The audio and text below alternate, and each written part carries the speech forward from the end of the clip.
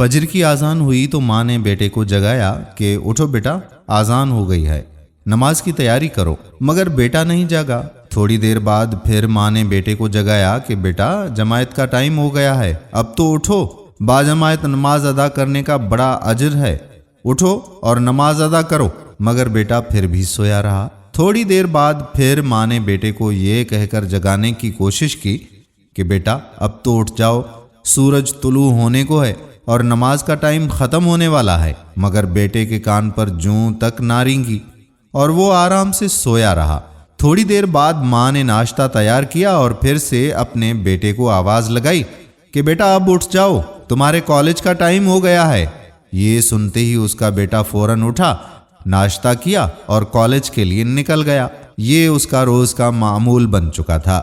اس کی ماں کو اس کے اس رویے پر بہت حیرت تھی کہ جب اسے نماز کا کہا جائے تو وہ غفلت کی نیند سویا رہتا ہے، مگر جب کالج کا نام لیا جاتا ہے تو وہ فوراً اٹھ جاتا ہے۔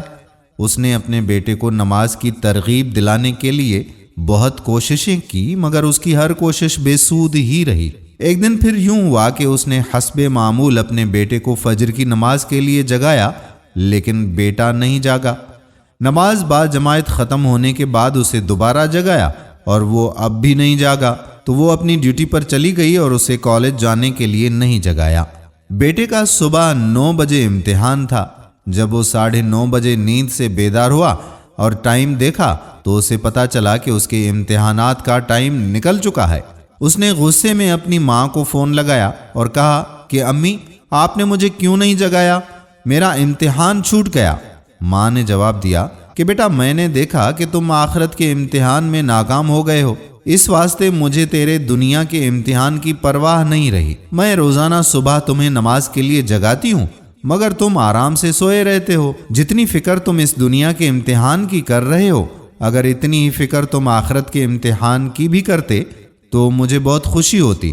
اب بیٹے کو اس کی غلطی کا احساس ہو چکا تھا۔ اس نے سچے دل سے توبہ کی اور کہا کہ وہ اب کبھی بھی نماز قضا نہیں کرے گا۔ میرے پیارے دوستو، ہم اس دنیا کی فکر میں تو بہت آگے نکل چکے ہیں، مگر ہمیں اپنی آخرت کی کوئی پرواہ تک نہیں۔ ہمارے معاشرے میں 5 سال کے بچے کو صبح 6 بجے اٹھا دیا جاتا ہے کہ اسکول جانا ہے، لیکن 15 سال کے نوجوان کو فجر کی نماز کے لیے نہیں اٹھایا جاتا کہ اب یہ بچہ ہے۔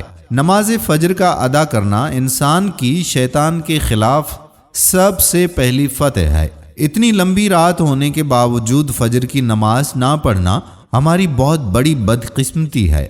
اللہ تعالی ہم سب کو 5 وقت کی نماز با جماعت ادا کرنے کی توفیق عطا فرمائے، آمین ثم آمین۔ ہم امید کرتے ہیں کہ ہماری آج کی ویڈیو آپ کو ضرور پسند آئی ہوگی اور دوسرے لوگوں کی اصلاح کے لیے اس ویڈیو کو شیئر ضرور کریں گے۔